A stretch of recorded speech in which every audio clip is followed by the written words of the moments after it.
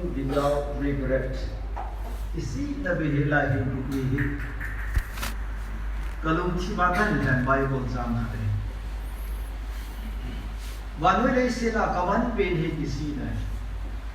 Ahaw yung isi, awa yung isi. Adam tita ahaw yung ibukat yung isi. Mukesh Ambani India sunga ahaw pene. Kami kasina le nekhat Mukesh Ambani yung isi. Bible tu simi benai le masanga ahaw kau silong he. Achi kun dio le isi lo kasam. Awa New Testament na hin. Socha ho hin koi benai. Socha som le ni ho hin koi benai. Adi di Mitchell Paul di isi na behilin hin ko he anasim chai le. Ya sama testimony aku na tu sama he koi na ko na la koi ki ko bin ka.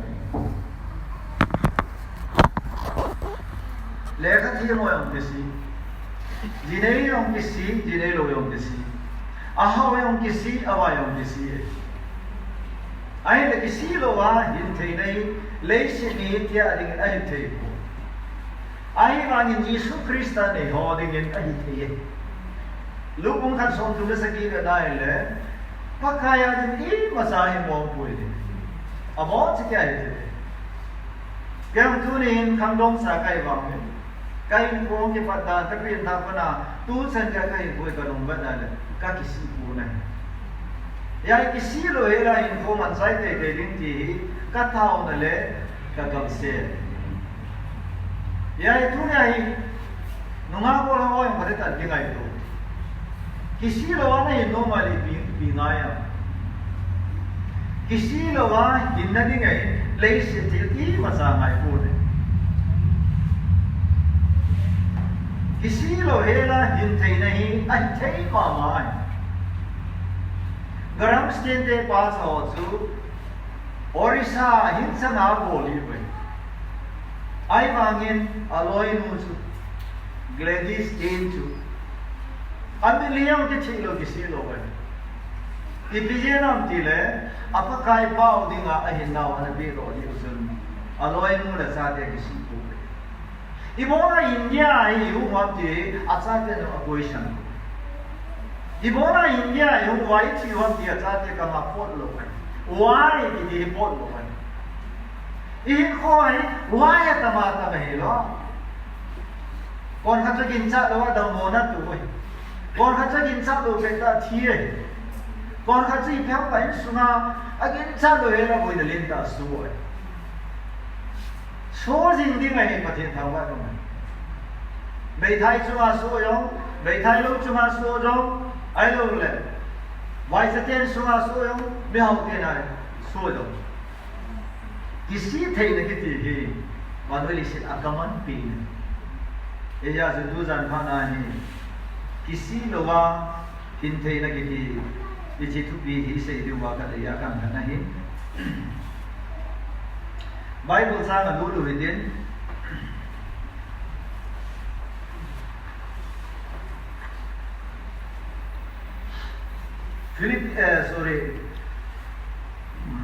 Second Corinthians bung Second Corinthians bung da ito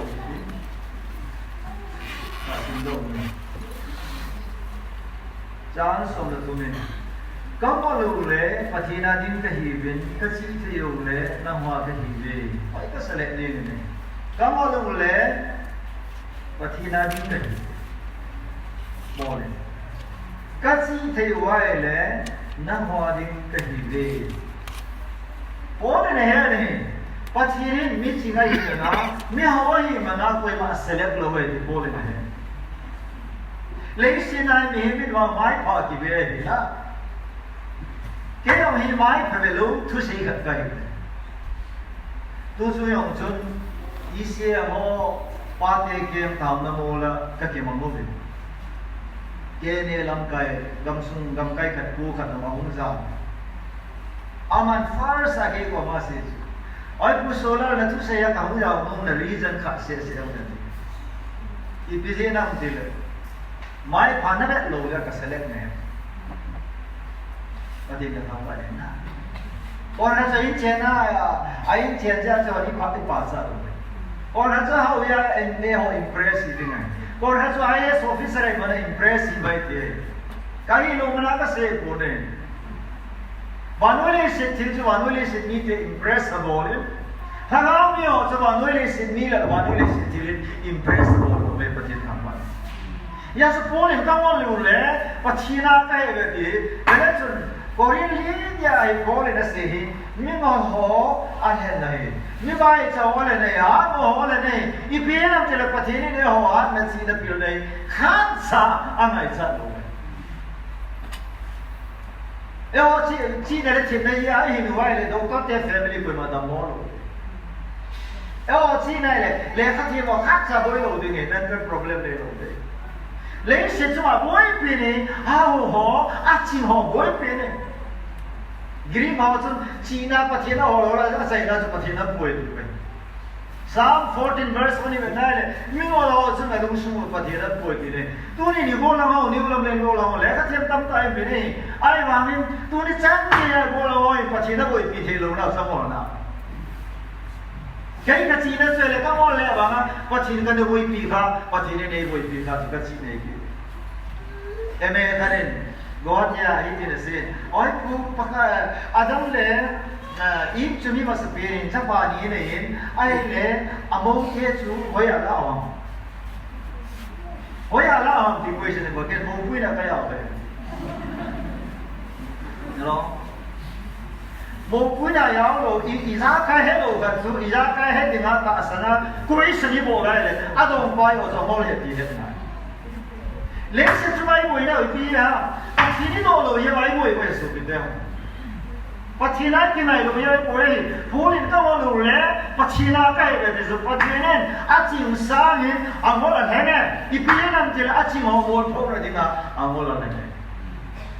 Bisu pasti ni ini, dia pasti ni dia hawa cina pilih na ya, na hawa na, insya kaya degree hawa yang lain. Tuhin, KBC hawa kilo na. Joking le, something baptist o kilo le. Seram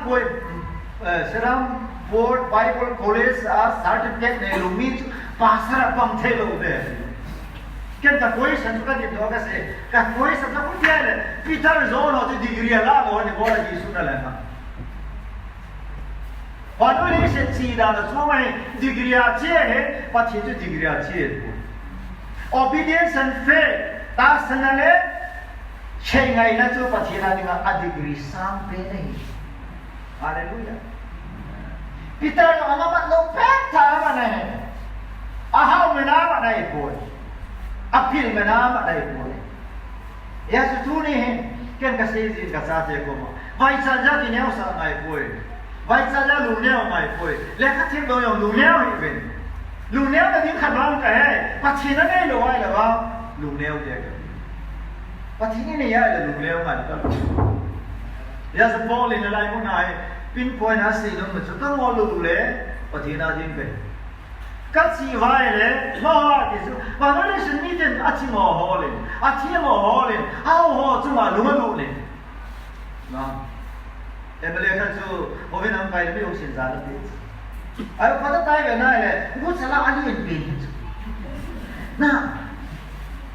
karakter penjamel mo aso hello utang kasun mela do atang sin lobna yuba na se yesu pasar ken bili hoy ta kam do ka ta asan bui ama yo he logic ta se wa pa ta tai ya le mi kita holding a su bili na kam do sa tu e office ai lu chan ka se ngai su na ya zo le na le bili kam do de jo de pasar pan lo bi ka tin so Jadi orang yang sibuk dengan itu. Aku benci siapa orang macam itu. Ini bila nak bila ni nak cuma. Macam ni nak bila ni nak tu. Oh ya mana? Bikin apa? Jadi tu pilih. Jadi tu ni dah apa naik? Apin point nak kasi nom, tu introduction nak kasi nom. But ini nahi na itu sama aja. Kaya usul ni dia sama aja. Kaya aku nak lah tu dia kan sama ni. Old life है ना new life है हम लोग पति impress अब बोला जी ये बच्चा हम लोग कोई पति ना पा बोल रहे ना smart नहीं ना तो सीधा ना ले नहीं direct ना बोला ना ले 就是那路给嘞。我听说是那个啥，没个玩意，说不对啊。都还米看一把子，用一把来一把子，那不一路给他给东西。哎，从这个讲起来，就是 pastor 查的，dengan 那查的，给罗马话的，给你比那个样子。มีตั้งตัวอย่างเลยพาสเตอร์จากที่สุวรรณพิลบังที่สุดนะยังก็ขาดดินฮาเลลูยาฮาเลลูยาอาเมนที่จะได้ที่สุดนะโซลาร์จะพาสเตอร์แบบกษัตริย์พาสเตอร์นะกินโซลาร์จะเป็นทางนั้นกษัตริย์เป็นทางสุดที่ครบปีเดียวมาสังเลยทีมผู้ชายที่องค์จะไปตัดเอาไหมคอมเพลมส์กับโอเน่ป่วยเลี้ยงชิดจงใจนะวันก็ไม่รู้เรื่องเลยจีย่อมเลยจีแต่เราเรียนเช้ามาใช่แต่เราเรียนวันก็มาสู่ family เนี่ยมันจ่าสิกิสลามไปก็แต่เราไม่รู้ดีกว่าก็แต่เราไม่รู้เลยว่าเวทสลามกี่โมเลยเนี่ยแต่ผมจะรู้ว่าเลี้ยงสิที่รู้สึกที่จ้องจะเราด้วยสุดที่เดียวอย่าตัวไหนที่สิเราเวลาพิจารณาที่นักโกนลายป่วยกันเสียเนี่ยฮิตาเสีย family นั่นสิกล่าวลงคริสต์ไงรู้นะจุนกับจำรู้ว่าเอชโอรู้ว่าฮีที่ที่เห็นกับแกเลยมิโซสิที่เขลักขัดที่ไอ้เลยมิโซสิจวดที่ไอ้ได้จุเลยหิงหอสมอดิ่งหิงฮิตลวะอาทิเขลัวทุกีป้าดิ่งโซอาหิงอาหิเทเลดิ่งว่ามิโซสิที่เขลักที่ไอ้จีสุยมอที่ไอ้ป่วยโดยขัดเนียที่ไอ้มอกันที่ไอ้ป่วยโดยขนาดนี้มออาทิสนายโดยป่วยโซลาเล่นโดยขนาดนี้ดีมั้ยไอ้ชาวดอยที่ยิสุโมที่ไอ้ป่วยสุดเดียวว่าที่ทุยซัดจังเลยจนเจ้าสิยากกายงเลยไบเบิลรักของยงเลยจนฮิลายมุดาโบเลยจะสีไปจะทุนรู้ไว้เลยป่วยยิสุนี่โมโซดอยโมแค่ดอยฟูนอามันน่ะเสียจูอาหิโมโซเสียจูอาทิป้าเคล่าฮิงไอ้เจ็ดดิ่งว่าอาทิเคล่าที่ประเทศต่างๆนี่งอที่อาที่ไอ้ป่วยมอที่ไอ้ป่วยโอ้ยนั่นสินะจนฮิตนั่นสิเนี่ยอามันจนเสียนั่นเองป่วย he had no sin he did no sin นะอีมันอามันจนเสียนั่นป่วยจนเสียนั่นเองป่วย and he knew no sin จนเสียนั่นเองป่วยที่เรื่องปฏิบัติวันไอ้มาไม่โหราที่ทำไมเนี่ยเราไม่ใช่ไปแต่นั่นที่นี่ยังรีสอร์ทหอมไปอาที่นี่อามันที่ก่อนขนาดนี้เนี่ยโดยขนาดนี้เนี่ยอดีงาอาทินมีหัวโจเสียอาหินดาวโจคริสต์อดีงาอาหินนั่นเองวันขณะกลาโจ living for Christ คริสต์อดีงาหินกิติหินละอดีเป็นนับเป็นท่าเสียเสียโลเวนับเป็นท่าโจว่าโจคริสต์อดีงานับหินโลไว้เลยเป็นท่าโจละโจนับหินดานดีโลไว้หินดานดีโลเสียดุนยาหินมาดูเลสินะเฮปฏิโลปีเดบินเตอาอันมุเทโลไว้เอ้ยส่วนไอ้หัวตั้งโซ่ที่ไอ้ยาที่ไงเห็นจีไว้นักชาที่นั่นเห็นนั่นเลยนักชาบุยที่เลยนั่นเห็นส่วนนักเฟลเลยไงในนี้ปีที่นั่นเห็นนั่นเลยในนี้เป็นอาทิตย์ที่เราส่งในที่กิจสายที่นั่นจอบที่บอกละอันนี้เราบอกเลยอาชาที่ชินุมาโยปัจจุบันก็ช่วยที่นั่นละเห็นจีเลย a reason ปัจจัยที่มาหินปัจจุบันที่มาหินจีเองประเด็นทางว่าเนี่ยHaleluya. Orang semua ni lah hengai. Vanoi hengi eh. Kan cilo yo ko mang kaseju. Vanoi sunai long tam tai sa do eh. Kukilen suna, Nagaland suna. Misam tam ta chiding eh. Ai ba nang gam in je kat bana na pu ro lo de. Ka sei ga me. Yesu ke na khang khat ki ga le de sole le tha pen ke ti long le. Ka hi khwa chin noi mi ki wa ka pan long de. Ayuh hilo kita lesi nadi ngati, lesi nadi ngati kita makan acak kue kan.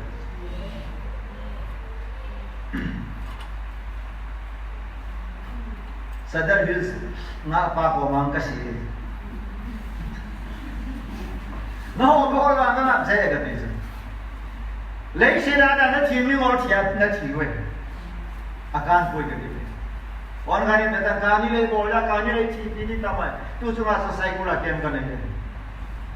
Amo nak kisah pencu pacien tu saya lang kani le isi kita tu. Pacien tu lalu le isi dah siapa kani pacien tu aku nak doa pacien tu kisah ini jangan kani pot dengan. là còn cái này mà thiên tôi với cái hay nhiều cô nó sẽ số là thế này hay nhiều cô nó bùi kỳ ở cái gì rồi là đó là một bùi kỳ này là sai bùi kỳ là lại chứ là rồi muốn xong là lý cha xong là gì bùi xí mai là biết gì 14:17 even for the kingdom of God is not a matter of eating and drinking but of righteousness that you và thế lên năm chục kỳ bia để là sao đó này coi thế sao anh ấy đi mai như vậy à đó đi mai như vậy cái suy nghĩ cái hạt tiêu không được vậy thì lọp lâu đi nghe lọp đi bắt đầu từ cái tục rồi bắt đầu thế lọp cái một này bắt đầu tháo vào hỏi lọp đan từ lắm gì đó rồi này nhập vào cái này này quá chỉ đâu ấy cũng thôi rồi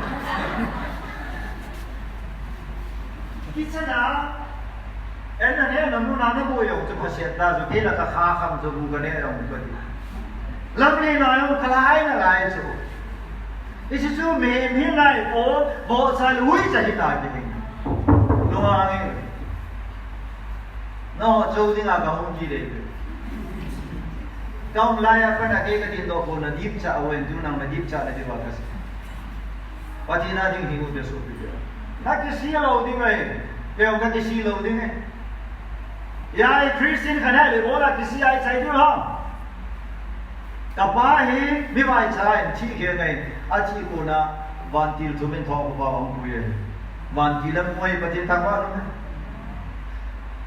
ka u pa lo ai no ku li gari accident na miscarriage in a cha cho chi pi ye a chi ko na pa kai su ka moi ni sa le lu pa tin thang ba ya kan su mi de ya de o in su mai chai pu be amen ichi kon se le pa tin van lam kot yam mu te bin mi hin te ko le du de li ya me ka men oi pu ne tu se ka dai le nam wa he na pride ne ego sang le de ki sa tu le a ki sa ka ko alin ka tin na wa lấy xem như mọi chuyện sai chìm thua tiếp sai với cái original bài bác phiền thana và thiên sai thì nó liền cái này hết luôn mà lẽ cao siêu là thiên hậu đồng Giêsu là và thiên sai thì mình là谁mà sang à diabo là谁mà thiên thằng bạn Giêsu tu là hình đam thì không có áp quên mọi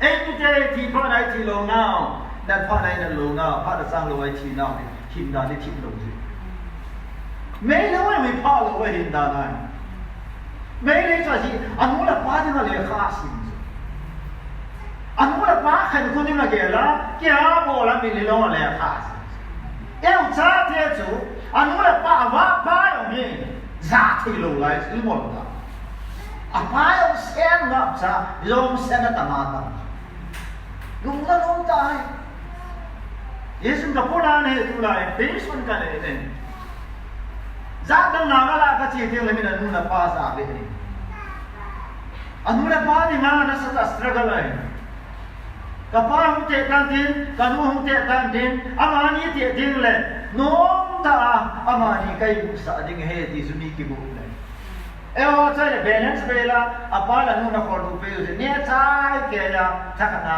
chi hom de ki bu Abu ina. Ya setunia, pasienin right living ay mo sa Poland. Filipino ka tao ni Filipino. To live is for Christ, to die is gain. Hinsu kay na Christian, ti chu hampat na. Ti chu hampat na mo hinte ko sa video. At si ko na ki pa ko, ki mo pa ko Adam sunga ahinda na dinji. Hallelujah. Bo na ti ko na pisa. Kay man go se kayo tay, tasan ka mo su tay. Cái gì mà tôi vâng là lúc tôi buồn sao mày tại cái hồ sơ coi cái mà má khi cha hình hồ thì mà ông buồn sao hè và trên thằng hoa đúng không Hallelujah mình tăng tại hình thằng mình hỏi là gì vậy hồ cũng founder họ làm cái mà sao mình chịu họ làm rồi thì đều thế tại một lẽ khác cái gì lại tại the footpath of Jesus thì tu lại cái sản phẩm khác luôn lại cái kibut lại tại Giêsu lam pia zui đi ngay, tu ni bạn nói là lam pia zui tao về, the so-called Christian home. zawang ko na pastor yung din ka reverend tanta common platform ng Christian patinin ho na din ta tama kita mo tuni ukal mai su bito Yesu Krista di ngahin mai Yesu ading ai tu Yesu ni cinta tu mere ai tu Yesu hin da di ta yu ga sawe Yesu ya ma di ngahin lo mi chon si te hin na di nga along la chi san khala cross ai ga sa hi ipia mai ga sa kitya hin ne hin di we ti na hallelujah Elah Solar lang na din nga katao din nga ilo. Solar lang ni mga po na nakane nga ilo. What share man nasa tayo na ikidemin. Idem mo yung sa Bible sim nga na yun. Wan kanin solar giba ada din na head lo bay patin tulis sa idata. Idem mo may. Wan kanin patakan clarify mo rin na din na yun. Kasi says I am not here to defend myself. I am here to defend the gospel. कि पाने तो पाके सही के लगा चिंता कम लोग दे अमावा सोलर की देवता वां जो सोलर का पन्ना अजी जो यीशु का नहीं ना हालेलुया इपिया का सब यीशु ने क्रॉस नाम करना हो हमारे चिल से ते जोत भी सोया खेंदे ते गाव सकते हो खासा इंसान होवे अपारन सोलोना मिशन से फुलफिल पति तंगवान If it is finished, katsai thai. If you have chai, kadam penny 33 years adi, michon seo ten kane formin kadon formin, michon seo adam lo kasudamin, sila ka no doin. Pati nang inay sono hepa, kamisyon katsai thai tu, kamisyon kamorso thai. Diablo ka sumso thai, mission katsai thai. Finish, adi ne pati thangwa. Ya Rome bu sono nga sang tumazu cross yen ayong sun amading imasagel po din sa hinggang pa amading agel po leise tuma palo pe selfies e adina nanding se nagigel pa hindan la apachini nakindahin niya dinai William Booth ho Salvation Army and Pudo Aji ya timo others first Me the ho number 1 na ko le. Ero atale me first. Na. Ado ho so last second mo guys. Na. Itung icha tanam ka nam thu ha sai si ba pung thu ha sai si ba ikitha ki ma tu yin tu ya dai ja we le. I mei tha lo ho yo lang ki alat ta chi ya. Hindan di lo je he su bi te ho. Mi su pathina ni na hina le do khila nei lo we.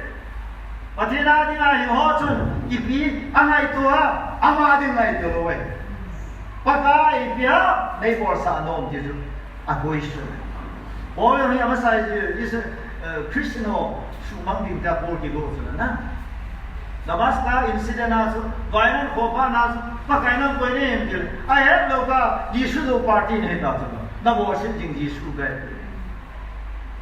yo na patini lo la be lo wa ni ti la patini ke do wa Elam, nanuri na kaya lo patin na dola, natsani na kaya lo patin na. Tulay Christian, lakay tamtan, member hodi kaya lo ya, pastor tamtan, dumat siya may, pastor tamtan, kaya niya niya, hindan di lo ta, hinkoma na eh, tam kitu mo na eh, no ay, pone, tam kaya kipan na eh. Denomination movement eh, wala tam siya siya, why matsamin o yam no lo siya eh. Lik kisuya eh, stupid ya wajah. Yadi se dia je dia dinai po. Vai ho bu he ve danai le Bible de tu pe ne New Lam Baptist Church wa ju ke ta. Yo le ni ki khe le. Lu ji min na wo kha pi no he. Hallelujah. Ai so ho na bai dai bol lo pe zo. Imo bol lo la sa dai bol ko ha ma che ta.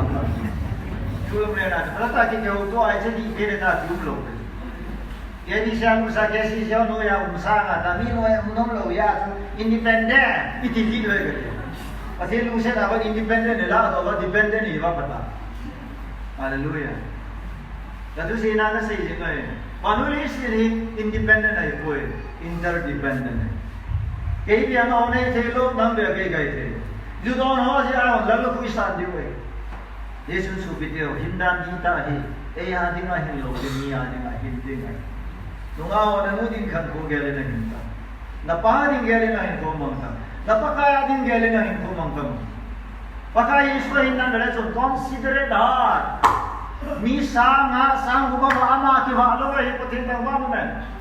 Misa tanta sudama ama kisudam loy. Gabi lang wala ni ka naman oy po kadamole nang sa tao naman dami dametin sumisa jat na lang. Tao na yung sungkil la siyam bilas lo lang kala ako man tamata men. Sang sumagipilo le lulu ta tao lu ka ngamet. Tungdan ta na. Tula yung mai sam si mai na sa dagi pidato. Sumai biya tao na mong kumte. Sumamai le atamai le lulu je ma tao le mundan. Na sumsai si na buo buo. May thai de na sumsikit sa lo ya cha tao mai le hao ye je. Pagka al lulu lo. Lulu. Ipihan so bideo. Sumama je. Amen. Sumama je.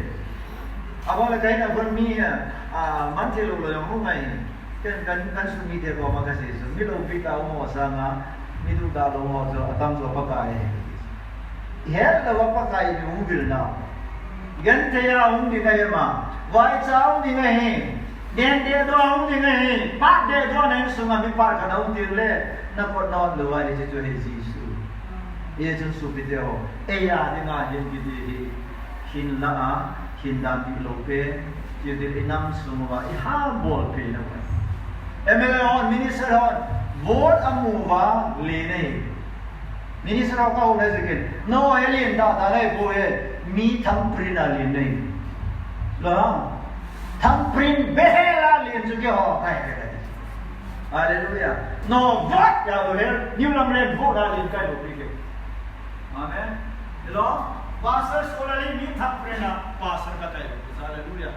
Ordination jauh mi thamprina ordination kamu. Wat patin ordination. Wat patin ini kan? Wat patin ini soal. Commissioner pai wat patin ini patin tambah. Yesus dunia ini soalan boleh. Hindan bahi isu dimai. Yesus boleh. Krista hindan bahi anazui ini. Efesi bunga sangka na to be imitators of God. Patin yan hindi dahil alam piya sa dimay nisa asim lo se belan sakten gracious God ati ati ama na bo lo se itumba ipiu eho nasata itawa ipiu patsam lo tui khangle no ya nasama eho knowledge bela tui khangle na simsa ngara sa eho knowledge eho thumngai lo hela eho ngai san na admit bol lo hela abon sa no musai ya the gracious God ya kai pathinan na ko isai aku dia le patinin ama ding agi aku ini. Cule nisa yang kuni jangka cek si bilu, ha yang cek si bilu. So hat tangga di bilu le hat ma mai di sawe na cek si lo jom patin sia nang napan mula. Yesu ni ulang len nuni au di sebu be so dia. Hatan pan mulai. Kuya di maka hena. Ipiga hajar pena. Gola mo ke sai sala PUBG de. Bang nun za tu lai ta he boy. Kan nuk so thei le mobile ka su de boy. Ibi na be jan ko wa de go la mon mobile se attention na pi na mu yung attention de na pa yung de lo. Koi na sa de lo. Na mobile se so na pa kai. Yesu itun le se naung le ke hi na mobile ka hai. Hinna sa ma ka lo. Hinna mobile ka hai. Ai so mobile device. एक था दिन मोबाइल सोई को लोग किसे दे यूं था दिन के सलाह को सुनते था मोबाइल की दे हाँ सुबह इफाल दे से उठे सुनते इस एक्सट्रीम पार है पश्चिम नाइरू एक्सट्रीम आई और वानुलेशन नाइरू का एक्सट्रीम यह सिर्फ एक्लीसिया से अवॉइड ऑल एक्सट्रीम आती है पश्चिम ना एक्सट्रीम टाइलो हम नहीं एक्सट्रीम लोग से अवॉइडेबल this is number 1. Number 2 si Piang, living with God set. Tuple doi ne ya hindim. Second Corinthians 12 aman hinti se ne aman hinda ne hai. pakai adak Jesun hinda mehene nahi nai tum le doi ne hingin ei mi jahi tum le doi ne lu te gali bol la tum le doi lo bol men tum le doi ne lo chiule government service bol pa na tum le doi ki ne lo india hi I ma sai he lo mi nu mi pa lo na tu che chila ma lo na to mi ma sa doi lo pyu ho ve khang ding kum som zo ki ne ki mo lo ai lai ni da ipi ha nắp mai nè cái gì ta nó đổi kim nói ổn định đổi này nè cái ông evangelist pastor cái này tụp là đổi cái này nói tụp là đổi cho cái này bị lung lay này ਕੋਈ cả thế lung lay này ਕੋਈ và thiên lung lay này hallelujah second Corinthians bunga sam ko je bana ele thiti na se nahi tasa ko perelan tasa ka dala lungin lung le ka tu ka chu và thiên lung lay này và thiên tham quan lung lay được không una mi tamta ni pya the lord in the girl na ma mi tamta pa chalo athi ni pya na lord lai ni na sinu ta ban ka ke no me ka ya ta ki tu poi ni pya na to na ma pa so na lu girl ka ki to lo la mi na mu da ne na na ya ta ki to lo la mi na the je I pi ha na tu chi pi ha da ma lu lai ne chu min ka lung to hai Movin dia biasa. Kalau saya lihat kamu ni, kalau nak tu naik, kalau tu naik, nak bawa mai. Lah, lepas tu naik, kalau tu yang apa? Dupi hari dia kan, kan semai, kalau tu eh. Baik mana sih kau bawa kalau tu ini? Ada yang terpilih kalau tu itu. Kalau hanya yang kau mana nak fail nak, kalau tu eh. Boleh, apa yang tahu sih dia pakai kami mau sano, amalan mula minta lo, amalan mula na ho ta lo. Amalan Jerusalem Council cabinet no, akilo na Christian hi arrest bolinge, delete boleh semua dia bantu lesina. We have to wipe off from the face of the earth. Jadi, lesen mana tebon munti bang atik bang din de disu cabinet minister of resolution. Hisi resolution ke lo na so, ke soya pakai Yesus Kristus damas ka asu cancel the bol bi padin tawa. Hallelujah. Oh, hikmah maya dia tu. Bible nanti mah hikmah maya tu. Dan nanti sana hikmah maya tu nahi. Bible scholar nanti kena itu ham. You know only little. Ibu siapa hal ini? Siapa hal ini tidak ibu tidak tahu. Ibu tahu tu Acts chapter 22 verse 10 tu. What do you want me to do? Ibu tidak tahu. Ibu ni bawa sanom tidak. Ada tu nahi bawa. Ibu jadi bawa sanom ni nampak. Misalnya naik tu yang lepas kaya hitin boleh nak dia cuba mana?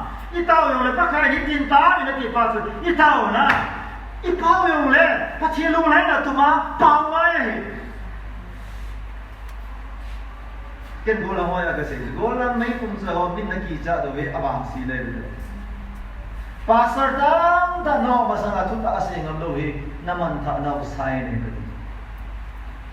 Ay naman tayo kadai lo zin nalungan na yung le ni tao yung lokolo katino dia la patin tu hindi nga ba na ho masanga ka kisa po wa may isang kisa lo wa may kung masanga pa ngam bai lo he wa ma ta ka thok do ko bai chu kenya ho masanga MCO masanga kenya ho masanga wa ma dati tamo boy lang budre de kati ipa ko mai nu ko mai ban gol ji sa pa ya pai so LMG so ho masama kun da ji tamo kichhi no mai ana pachi no ra ji ya speak the truth ata ta se kitain di tain hen tune se le mai pha rahe mi mai pha na ho hin ta ri na ma lu lai ni mai mai pachi no he pachi lu lai ni ji ho mau sih betul. Izin ke bapak nak jam sebelah na. Izin ke mana ada soal. Apa ini lo ini so video. Farao kisah yang pasal Farao koma tu. Humpi kisah pa humpi koma kisah apa bang? Ano mau sih cuma salah. Patut tahu mana man. Ipiau ha. Patut tu kita tu dah sekarang the patient for the Israelite bondage. Israel ni te so jangan apa Wana pala noi lama pa peso ni, a peso ke mai, pati takwa. mau si hati dah ni amalung hai na hol we pathin na bo Israel ten pathin ta banga mo yu mu thei chu amani agel kha ai chen di ma gel kha lo we Koral en sumi te pathin sumang dinga thuan sei pha na Christian pakha Kutia na ngai dam zo lo wa le hinna le kha bo ka min kisi isa chu thai mangel lam ati chu ke ya ke min chu thai mangel lam amo sumang da ta ni sacrifice it all. Hinna le kha bo min kisi isa yo chu erase bowling na ati ai la pathin na sumang bo le pathin tam me mama ama chon sin da dum zu ya le tu na ke pe de ni mo si ni bo ke le nang ma min chu ke la do ke bun de ta Allah do ni lo chu pathin na Dole di kan lam kai ho ung lam kai pa na ba ya ko di kan pa na ba ya ko ai la pathin ne ma pan chu ha chu se ba ya ba mi lo lai lai na mi ki pa pa na sa ba ya ba tu na mi ne sa ba ma kan pathin no se da ni ko so ga sa o pa kai da ga mi lo se ma sa sa pa ke nan bo nan ta na kai ro ni hallelujah praise the Lord sa so be ki mo no Kakapata tu sana nalta ka kipaya le kapta isat kamu dadi Ikat tu nan is kan phone in boy aku itu sendal kheltai te ai ni he tai ichi so dai le ile de yo ki mu yo ko de pati dawan hallelujah Isa elai lo ho ne de mo lo Israel ki gama mama chuta sei te pakai awa ini pathin nama pathin nama mina wa pa sang pathin nama pa hau zoi mina mo mi ve shi ka hi his on tu ni supporting church on solar da mo tai hospital ga beute nati lo mai mai long ni pathin I supply pathin mi sudam thei pai apha dum zuya ka tinga ke pamo chu ka thum lo wa ai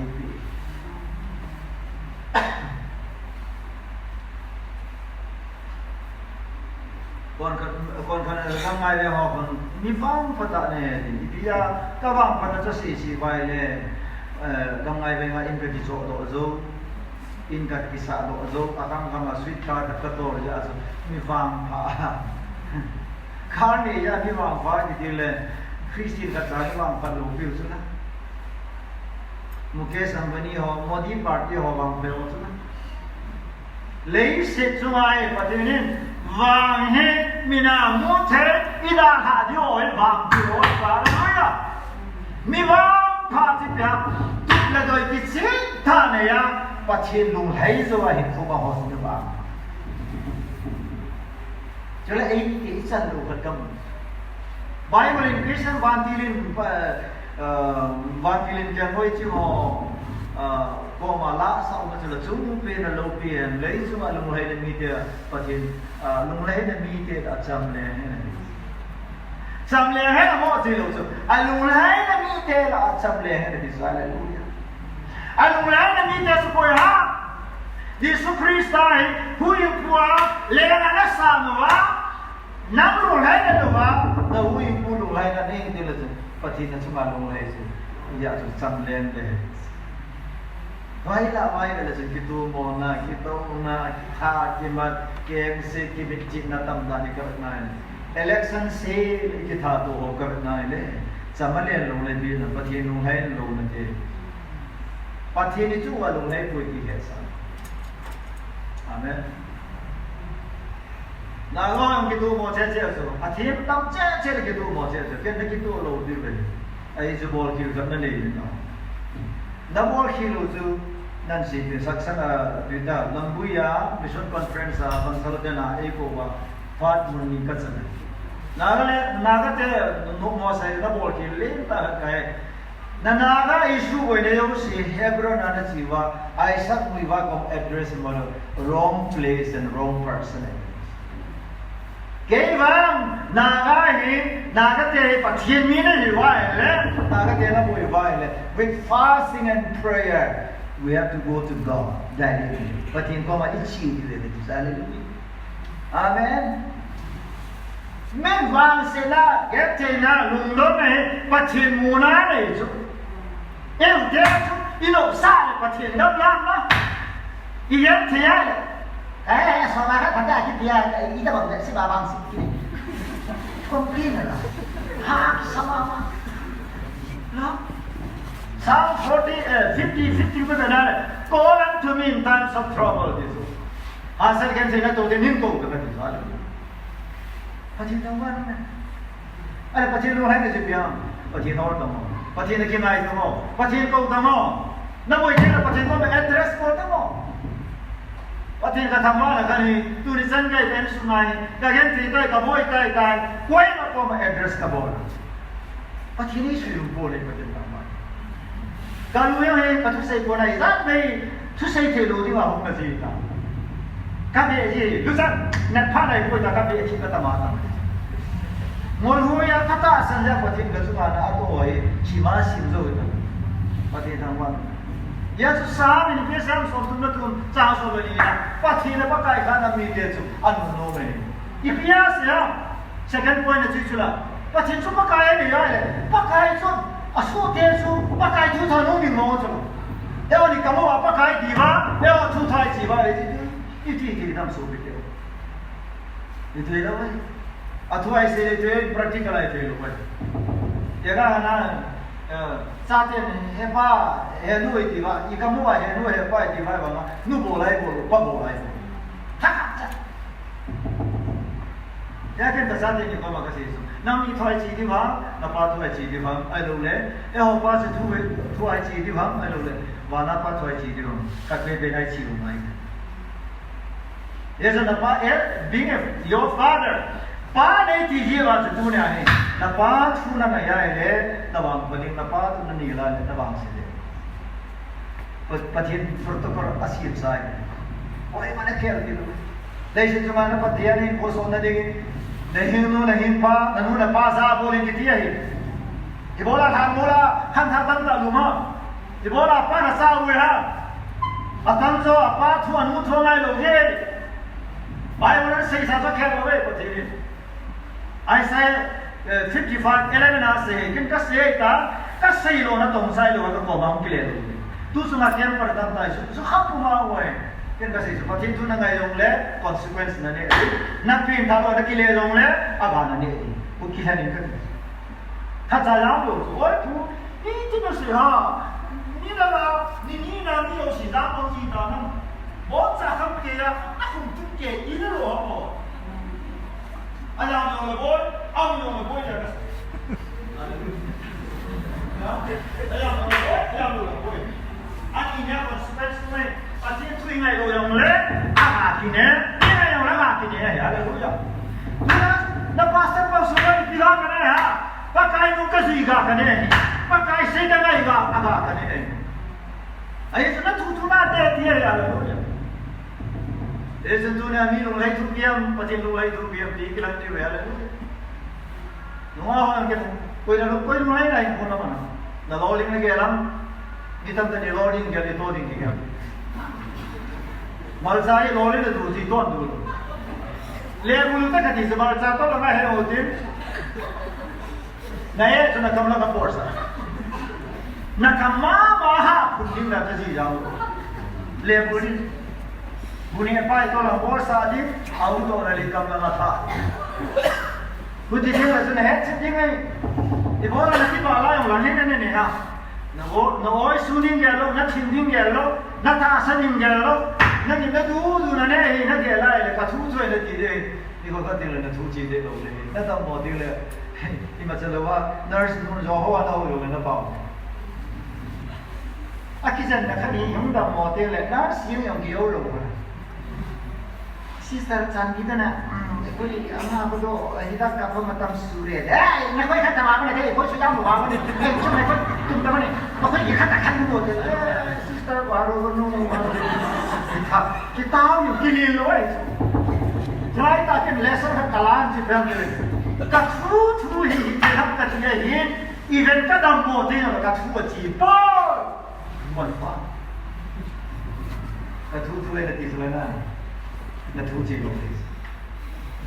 Nak yang tak boleh kita sudah le, na tuji boleh tak boleh. Haleluya.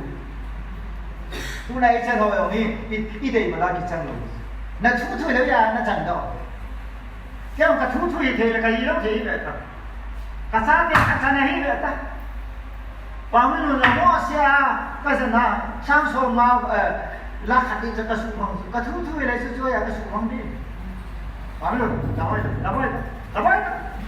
ở đây làm vậy có là cái khăn mỏng hắn ta làm vậy ngon không ta số là tháo ta cái gì cũng sẽ gì amen cái này là thiếu số yếu gì biết là sao để nó thu thì vui đi đấy hallelujah giờ chúng nó thu thoa là gì đi rồi như có vấn đề là thu thì vui đi rồi và thì nó sao kia yêu thì chúng cái bác cái ada mampu đi đấy hallelujah ya ikamu pakai tinggal luai le ya orang lain le loh di pakai balu lain mai ya so pakai di zaman kan lu dengar ibu di bola hallelujah ni ulang plan hoi tam lo di situ mandam di pasar pada mereka ke oleh berasi mandam dia tak boleh lalu orang lain je bola masih hallelujah nah ini dah sih bola milih gini mai lo macam kata mana kapten thanya pada kita pergi gini mau kalau pergi gini mau kalau Yesus itu Yudate Homo Sanai Isaiah 61 the Spirit of God is on me pakai lagau suka sungau kan mau melobi ibu bola mah Padum cinta itu pakai lagau ni pakai begitu senai cina dia naik tu cina dia masuk pakai lagau bisa hallelujah alimola kecil kasih kolai tak tumbang ke kalau binoi usul ipi lagau ni kan bang kalau lagau ada zong lagau itu di Yesus bang kalau di kau besar itu amen sekarang orang cenpat ujian macam mana men 他拉王产发的别毛了，把钱托谁来？把钱托给说好的喂，把钱托你谁啊？我别喂，你不出去别了，把钱弄黑的是买过来的，把钱弄木钱的，把钱弄你木钱的，个买嘛，个买过来把钱掏完了，你去买过来个做呀，你去买过来个拿钱把你玩弄呀一道，提醒我了，我个啥？ You biar kau lain ni kan, mereka cakap psychologist, atheist kota kata begitu tu. Brother, do you have any belief? I don't have belief. I believe nothing. Ini masa kata asalnya, can that's your belief? Ibarat kata asal boleh dia, tak asal nama mana ni lo, kata asal boleh dia, asal ni lo di sana. That's your belief. Kenapa begitu? In this world, no one is there who has no belief. Tak senanai lawalai sinapi kata pun, na conscience ano pun itu. Ada tega kan? Nazinu nasido pun dia lebih dari nazinu dengan sigo, na tak senanai dengan sigo, ewan nas pun. Ya iya tu kasih. Upaya le. Apa yang pernah sih nak sekolah ni pihak, pasti ni pihak. Dia tu macam tu lain ni tak cukup. Nangking ke ni lu lain ni boleh. Nasi empat macam lalu ibu pakai alung lain ni. In semua mi pa lu lain sahaja lu masa lu lain. Min waktu pina min lu lain sahaja ganti. Alewan macam ni semua alung lain lu lain. Ya wah ganti. Tak boleh kasi. Atu na icijoi. Tu ledoi kisi tak leya dinding ni. Ya jadi si bunga jangan somton find out what pleases God. Pakai mulai the purpose of all the obedience. Ya apa macam foto urut ini. English macam find out all the obedience. Adis. Pakai mulai na all event ini. Nubawa yang ini pilih rumah holai le. Ini macam sih dong le amal dengan kita. Ini pun itu nama orang kita ada di bawah. Ama ini bikin expect bolan lah. Kayak mana bang polisi komplain bolan, bolannya tete. Ba, chỉ chuyện lùng hồ, sao mà để biết cái gì không là, có cái hồ chim thế vào chim thịt ba chân lớn này của về, sẽ kỹ ba cái sang mình, ba số hồ là mình, sẽ là cái bài hát rồi chứ, ba số hồ sang thì nó bố là sam, som thùng ra đi, trang som giang thế thì, sẽ kỹ ba cái hồ chú gột ba kiếm kia là sang mình ba cái hồ chim thế, để xe vào mà lùm mà xem khát chú, ăn say gì chú. Kim tu lai ka chi pi chu gam ta hola ka sia chi message fall lion li chu ka sia gam ta hola revival lo ngai se ke ba ka ki tu lai politician no ai tim noi me ho koi ma cha na ma ka ko mai cha se ngam lo so se ke ba ka ho ha sam de tu bai ha sam de ama wang se ke ba ka to comparable se pa ka ho ri pa chu ha sam lo de pa te ma Maybe patin with two things, some no one has some of them. Get on the head, the family. But to descend him, but in lay on Chilban in Casimbo, to descend him, to me nights in me, nights in Ama to come give up the while, Ama cooking I the while, Ama grape and peel the while, Kachi day, like a hard day, like never patin down, but he ate people in the position. But in a to solar, gain in a island, I don't be higher, so hallelujah. You should gain in a island, I don't put my child be harm. Can't I alone, a ship to my boy, ah, Dana, you know, but you know, that's how I want. Van Loma, lesson Loma, Psalm 24, verse 1. Hagai chapter 2, verse 8, Sanayom Dankayom Kaya. Ezekiel 18 verse 4 apa lagao asa lagao ke ae hi ma hau pa ka ne ya le iti ka lu leo ba pachin ko mai ta ka se pathe na thil pe tam ta ka ne sang ane pa nang ka ne ka hau sa ne ni ai pusu mo yang yesu ne hin na nom sin pa ni ai no sa ka ji e Landa so how landa na mani no ba how dan so le si thile ma cha ne lo chi pe ina chen lo ne pum thuma pana anu pana la sa lo na tang ran mo na so ai ne pi de so hong do so ami bom le wa pa tin tham pa mi na how ba na si bi chi ai hi ga hi he pu ka pa tin tham pa va noin Usually, hin no, kuki sa te chen na lo si sila. Tui khang le na chuk banga chuk yem pa hi bi ang ama ne chu Yesu ne chu hu na sa no ne pati thang ba. Ya chu bole tu ka doi pa ni ka pa kai pa ka dinga ti pa ama lu hai na chu ka bole in English chu goal to please her. My goal is to please God. Pati no lai na ne athum na chu Atum nasi benai le ipya pathin lung lama hai living in the will of God. FCC bung mama le khazi mama hai all anything say ne pakai lung lam ipya hi hai tirka to te pakai lung lam biam se pakai lung lam biam pakai lung lam biam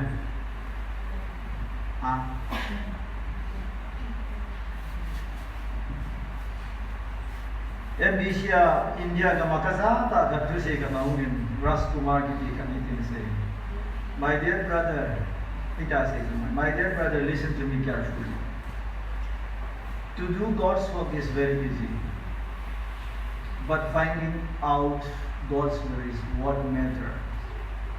Patien nung lam ho do pa oi ha hin pakai na to ya kaya ba ibiya ju sa pakai nung lam sa mo la pakai ya wa ti pakai ya wa le mo ki lo sa hallelujah nung tiang se ti pakai nung lam ya itu dura de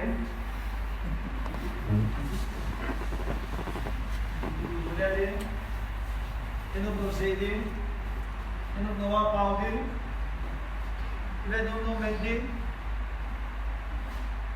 le bala ke mo yung idu lo wa le ka no man lo di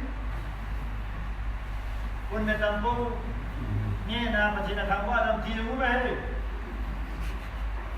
sao là ngay rồi mà chỉ thằng qua mà tụi tôi cho lôi không vậy cái gì là mi hồi này làm tụi nó hỏi cũng là tụi cái gì à điên đâu đã thôi mi hồi mới đi ra nè hỏi cũng số là nó tụi cái gì thà là cả buổi chiều nói là tụi cái gì vậy tao chứ nào đó cái gì là cái chuyện đàn số là nó tụi nó xí ai đấy rồi nó qualify cái gì là mà đi nên fit point nó tụi cái gì nó đi cái gì làm gì là cái gì mà ra nó bằng một cái hay không ông nào mà có một cái gì không cái đấy thì xem là sự vô cùng này đấy là cái cái sẽ khi cái gì tháp đi mà tụi chị có nói gì lấy gì này chúng ta là hai cái được rồi à sẽ hỏi mà đâu chỉ là trong cái phát triển là sao cái đó à du anh đi đến cái gì đấy à chỉ cái đây thì nó sao đấy à cái số hệ đấy sẽ làm thế nào Kolosasia vana kalto sangyai at mesan apakoma pathir pakoma adede kisika aloi khadi se address abole Gethsemane garden prayer atsu he pai chikhoni chon mangen thy will be done ama wanan lunglam zo chu pathir thapa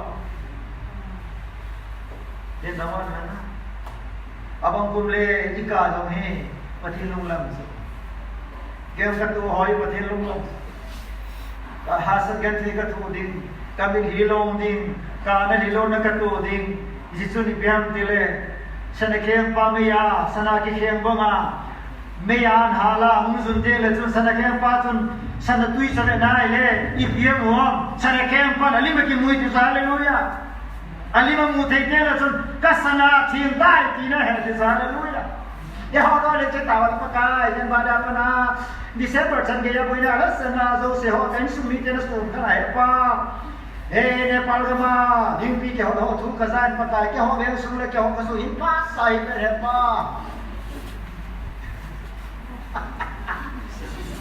ke pa te le lang nan ke te ka mo le pa sa tui gap mai ve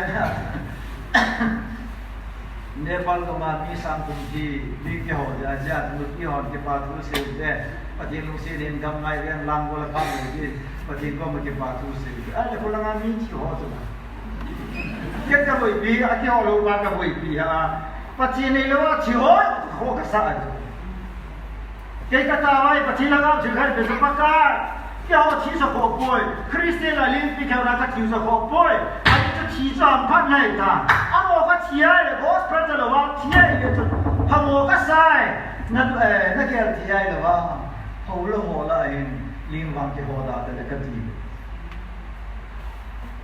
a ko ai le ke ho la ngai bo ling ne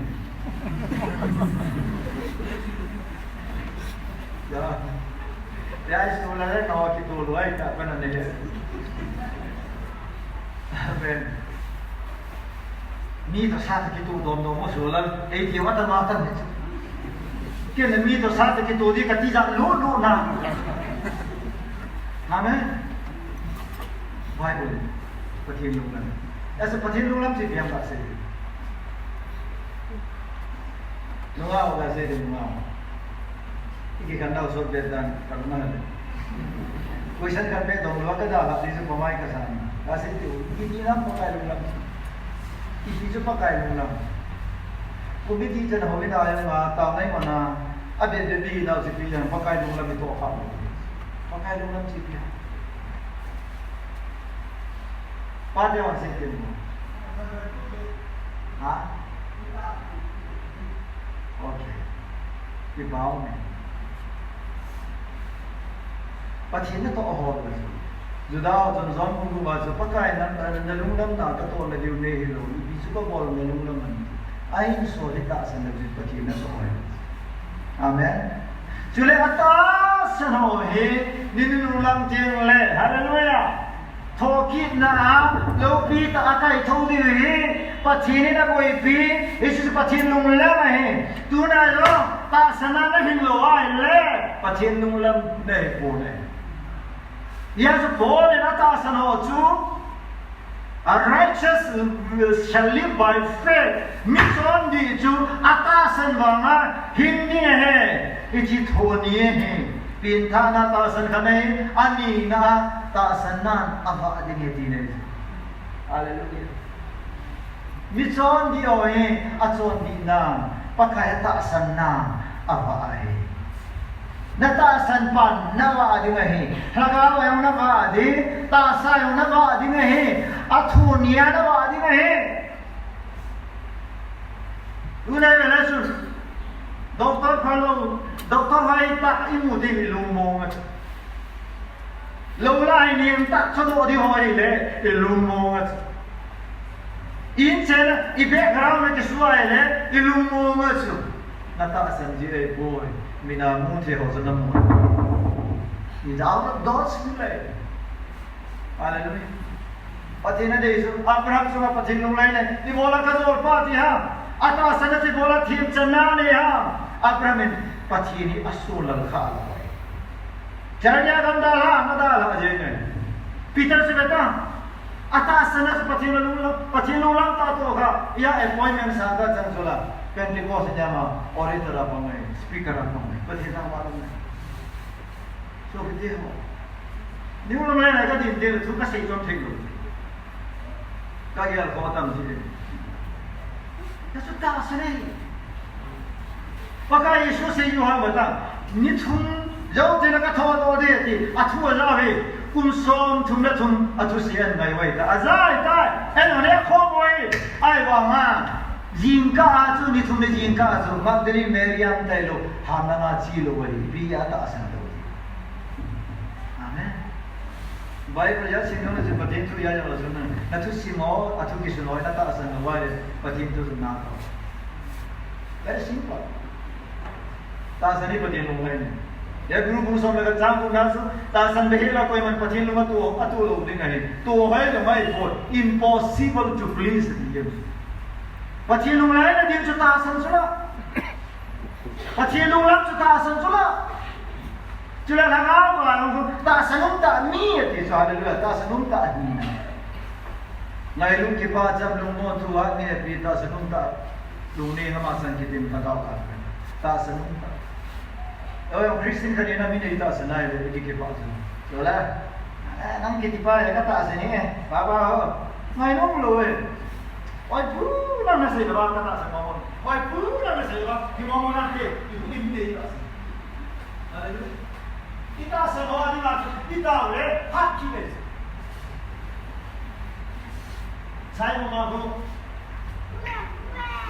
Sai mo ma ko mi ka ni doya bu da no mi pa lo doya bu wa ma he Dr. Ahmad do ta lo ma he ni nia ku nga chu di ta so. Phone in ball so.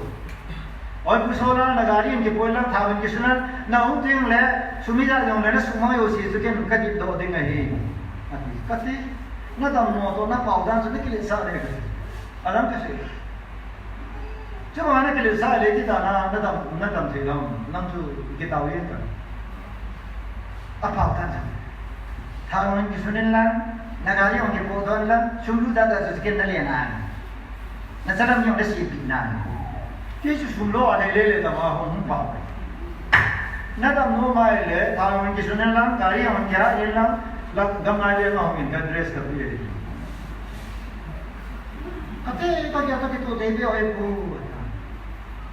ai phaya ki be sa na hu ji la pu de le phaya wa kam ki be sa ye to phaya ki be sa hospital bana ku jo ai le gam ai ne na mu jo di jo na engi ta Ulu betul, orang berbana tahu nak keman bi Adam sera ke numera seperti nama. Abun lemuk dah. Tamun kita kalau palena bucian tu. Ni kalau ni kemana saya tu ni nak bukan tu. Lambai kom lain tahu nak kamu ni. Patini kita tak nata asan tu yang nak tahu boleh. Nangin bukan nata asan ni, doi tiada nata asan, vi tu saya nata asan ni, visioner tu saya nata asan ni. Visioner tu saya ni tu nata asan. Those who are board in Akron in BJP, Patata, Tim Bunga, Malunding, Jishwa Direct Asia, Pay Hulu among BJP in the Sata, Dinka Congress Mark. thì bỏ là Giêsu yêu sao Jeremiah 23 ka solo mi tam ta pathian so ka din ka sei lo pa kai ne se ti kham chung long ta ne ti ka so bai mo la um sa so ke hallelujah yêu lam ne noi chi tam na ki kam la ko ko wa na boi du Bible hi ke a na ti the nai Bible hi ke a ka wol phak ke ne ka da la te lo bai ka su bi ta ka pi ti bai ti nai ya so Why from that living in the will of God? But here nung lama hini anong pere Yesu Kristan ay hito ay hito. But here naman bilir namin sa pangkataw na ana record so level ko kasi mo. My dear God, itiya tao eh. If I prayed for myself, na kaya din nga yung tatatao ka ay met it happen to others. Me ho so katao na sugui reason not to me kay ko ma nung sa ina dito. Ipiha man ala ko so. Selfish law. Hallelujah. Pathin lung la ma tao ya so pathin ko na hisiwang record thai tao na ta wanule si na ni min thang kanin. Adai ria ko le. Chapang neo sa tao nei. Mi chapang sai bang alagawa piring mo mai na samkan manalagawa piring nai loe ta salag gum le hagaw la ma sige tu lo mai kalau ko ma kasi hagawa piring ta ka jong so ba yo ting le baby class an luthe leise education ma so ko ma baby class ke nung pan lo mai hagaw la ma so kasang ta ke hoyo abol ki lai le nursery class a yan chi mai Hallelujah. Kaki ben mio kono kasi solar pa jai ben solar long boy de apa song boy de yang dia pathini man jong le pathini no ho ji e bo no ho za la pathina sa ke ne ai mo nai no ho ji e no je ko ne ya pathini sol sa ho sola chima ho le nei missionary ho ko bai I pia ge la alung tu more so de alung nam sugulit de jo tin le patin lung nam kaman be general to Matthew 28 19:20 ko patin lung nam spread the good news ki pada tu baham sa ki pada tu pasai Isaya kon ki pada tu pasai hoke ite hoya hoita Kada ki hai so ki pana to pasal ka site le kari ka tora ka hai le ki pana ka nei masal so iti ha ki pana to ka po ya so ki pana ki nei masal la mi chine ni mi man ni ka so gari ka hai ta ni ka chen ni chine ni so bola ka tha masana ka lu masana te wa go masal ya pachilu la ma um le lo ki ki ne so listen so de o tu ni Athana ba ikya lo di ka de Lina hi na ile Second Timothy bungli chang singi ho ji na Philippi bungli chang som da thum ki le na le Paul ni ki se ne Ehak sapa Krista Jesu Krista ba na izakai bo thi ke victorious life God no hin kho Leise cuma bela sungal tu benko. Kerana si India dia cricket na semi-final akan lawan mereka. Sumpah boleh. Bida. New Zealand dia kicim na ni. Khabar tu na selami kerana cilo aja tu. Ati payah tu na sahaja sana. India dia lalja mi kerana tiket na. Isan dia loss ita. Galau halal mi kerana tiket. Kalau sama nak kamu tu. Kristen tam tai galau aci sangat. Galau aci itu mereka. God ka ba ti chi long le ba la la za ho sang ga to ho ke le ho ki su khai na ti san kai na lu long le Indian government in alam to butum bi yesu oi butum kan tu se da ta dum chi ma ka record ka ne was me kam la ya gar ke sa ben achi ho chu was me na che ke ti chu anung atung tu la na kha oi la na mi por si si chu Price ma appear from sa pi. Asal pangaka ka atu bulan kami jangan bawang so price apa ipe ni. Ayo cuma malam wahang santa muncul tu dia malam wahang dia kak dia selain itu price ni dia. Aman dia kak mana ni na? Kristian wayang ni malam dia ahal senja galas wajah si galas wajah kitong ka galas wajah kipak kiti umai hari tu kita nampak. Niscaya Kristian gal kini je. Samson yang gal yang je. Filistin dia zulit Samson gal. Ni kali kalau yang bocah ba, ni kata sian jian.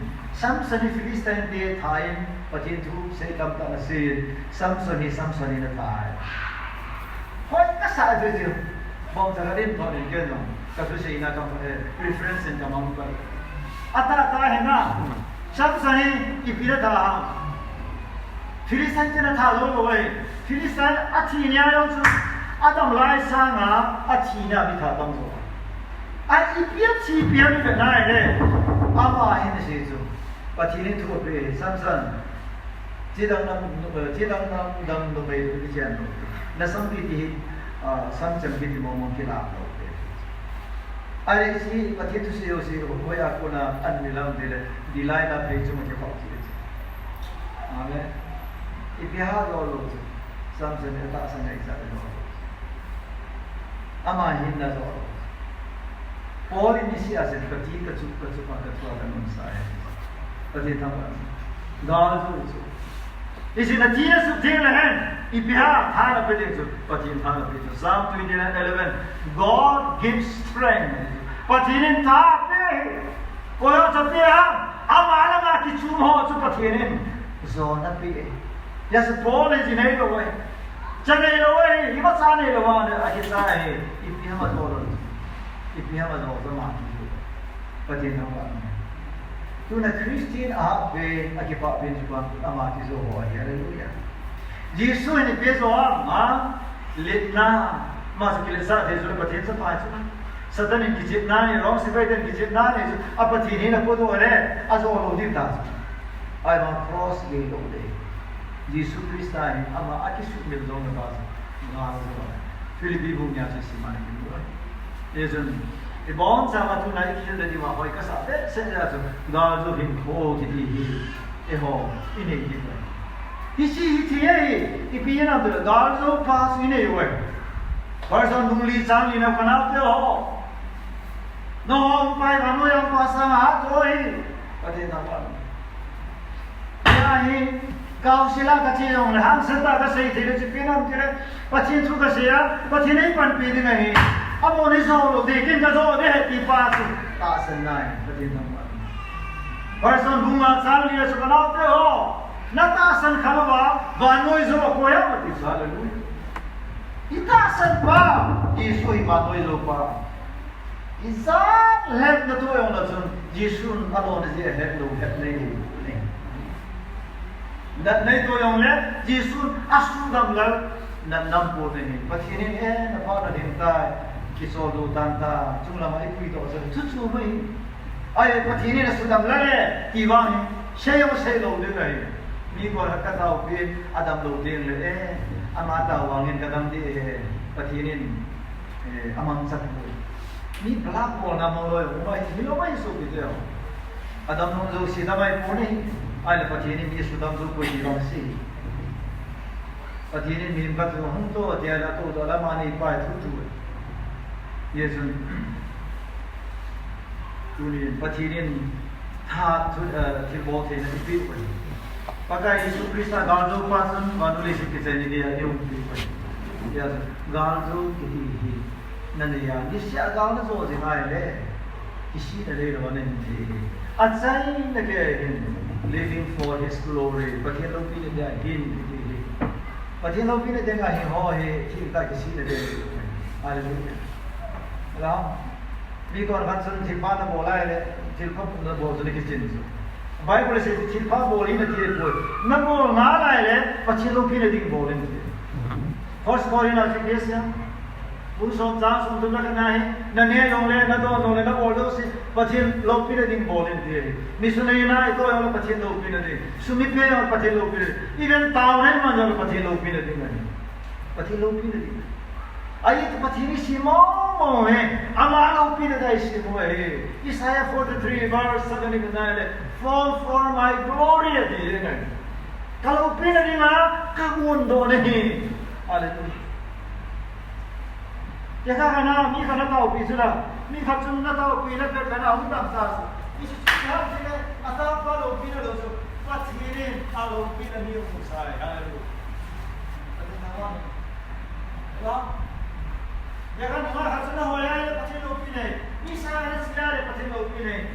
Oh, semua sama, iciya le. Asyik lo noise nak kira. Misana sumina yaile anai lo kimuta lo mai Bible de chu ahau pa chu awai chapa samu do de chu pathin lo pi le kyam lakang chu pi pathin ni pi ho ni yo sin ne lo ale pathin ni pi yo sin pi de ha pathin ka do ai chu pakai bo lai so ni pi am ka lo pi de ni Isaiah 49 verse 3 ko confirm i bo de Jacob ko ai ta si Jacob nang mai ka sa ne Nama hi keima soya ka dinga ka ne. Haleluya pateta pa naman. Yesus Kristus ay leson. Apena panati bana sa kalsar gaya he asli yogo. Father, I glorify you. Katsuyan tayo pagka kasulupi tayo te pateta pa. Kabonsay tayo, katungsay tayo, ikisay lo dalupi na ng kasuyan tayo ng glorify kabol tayo. Zon buso masagi ako kitchen ta tao na kimuhay. Yeto tuni ne hilong le do ni long le bolo si pati lobina na bola ne ne hin ko na isi long tibe. Isi point na he ne le kan. Idam suwa isi long tibe he ang santa kasi naman. Pati ni bon sa din. Ilo bela.